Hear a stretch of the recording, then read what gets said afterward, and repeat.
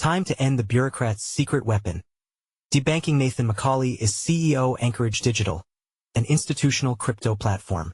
He testifies as a witness before the Senate Banking Committee in today's hearing, investigating the real impacts of debanking in America. By Nathan McCauley, edited by Benjamin Schiller February 5, 2025, 2:43 p.m. UTC. Debanking has become a buzzword in Washington lately. The term refers to a controversial practice where crypto companies and other businesses have been cut off from banking services, allegedly due to pressure from federal regulators. Many in our industry have dubbed this Operation Choke Point 2.0, comparing it to a previous Obama-era initiative that discouraged banks from serving certain legal but high-risk industries. The issue has sparked heated debate, with multiple congressional investigations examining whether regulators improperly pressured banks to deny services to crypto firms and other businesses.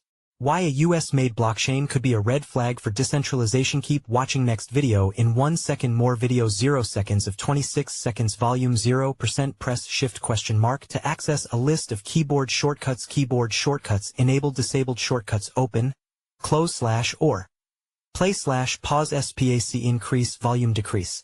Volume seek forward seek backward captions on / OffcFullscreen / exit FullscreenfMute / UnmutemDecrease caption size increase caption size plus or equals seek %0-9. Press shift ? To access a list of keyboard shortcuts. Keyboard shortcuts enabled disabled shortcuts open, close / or play / PauseSPACEIncrease volume decrease. Volume seek forward seek backward captions on / OffcFullscreen / exit FullscreenfMute / UnmutemDecrease caption size increase caption size plus or equals seek %0-9. Press shift ? To access a list of keyboard shortcuts. Keyboard shortcuts enabled disabled shortcuts open, close / or play / PauseSPACEIncrease volume decrease. Volume seek forward seek backward captions on / OffcFullscreen / exit FullscreenfMute / UnmutemDecrease caption size increase caption size plus or equals seek %0-9.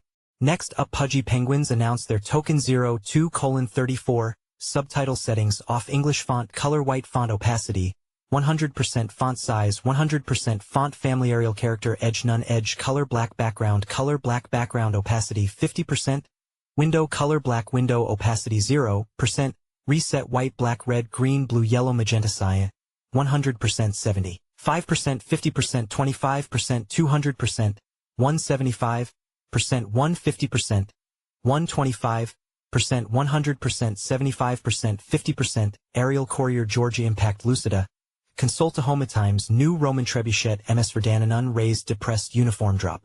Shadow white black red green blue yellow magenta cyan white black red green blue yellow magenta cyan 100% 75% 50% 25% 0% white black red green blue yellow magenta cyan 100% 75% 50% 25% 0%. Live 00:0000:2600:26 ID equals JW Experience DIV Mr. 121 RS7F5HU. .jw error, background. Hashtag 000. Overflow. Hidden, position. Relative, ID equals JW Experience DIV Mr. 121 RS7F5HU. .jw error message, top, 50%. Left, 50%. Position. Absolute. Transform. Translate, -50%, -50%. ID equals JW Experience DIV _121 RS7F5HU.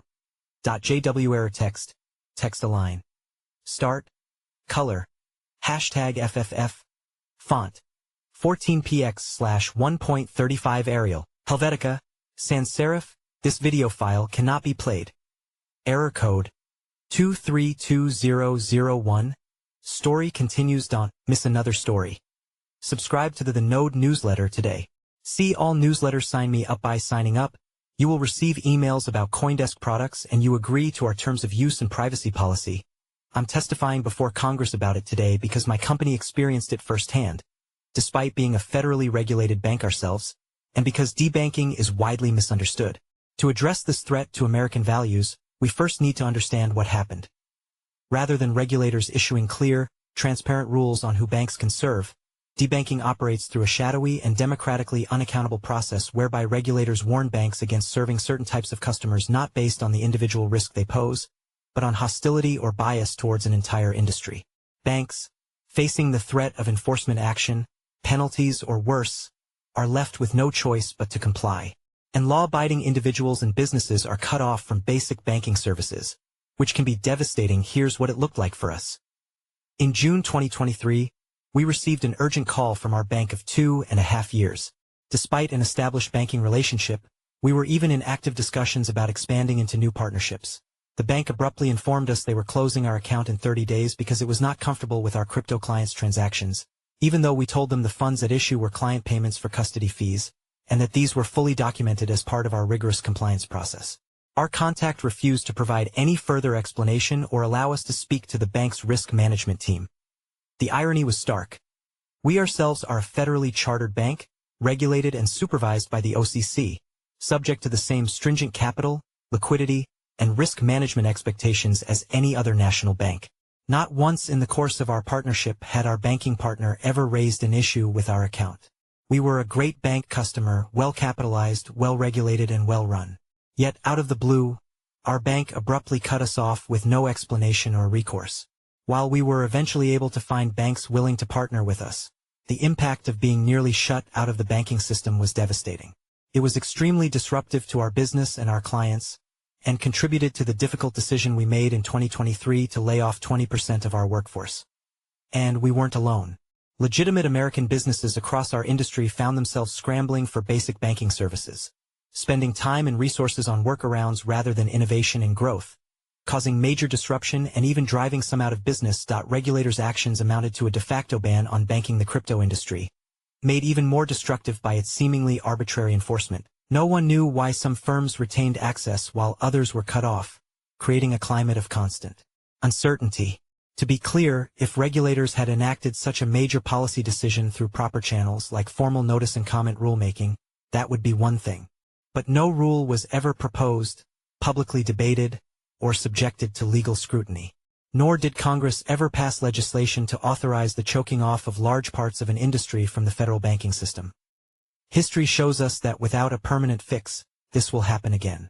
Just over 7 years ago, the FDIC apologized for the first iteration of Operation Choke Point, a concerted campaign to cut off banking to industries disfavored by regulators, promising to retrain its examiners.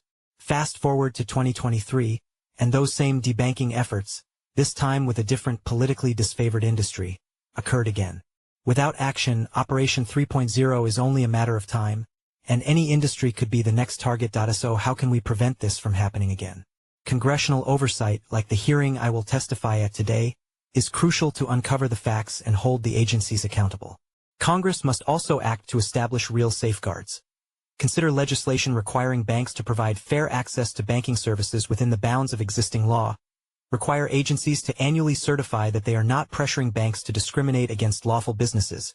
Establish Inspector General whistleblower hotlines at the OCC, FDIC, and Federal Reserve to report examiner misconduct. Require banks to provide written explanations for account terminations, and mandate clear appeals.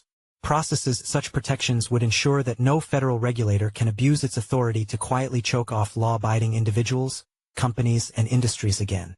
More immediate steps that the new administration and Congress can take are to rescind the January 2023 Joint Banking Regulators Guidance that served as the nail in the coffin for many crypto businesses, and rescind the OCC's Interpretive Letter 1179, which imposed arbitrary pre-clearance requirements that effectively locked many banks out of crypto activities.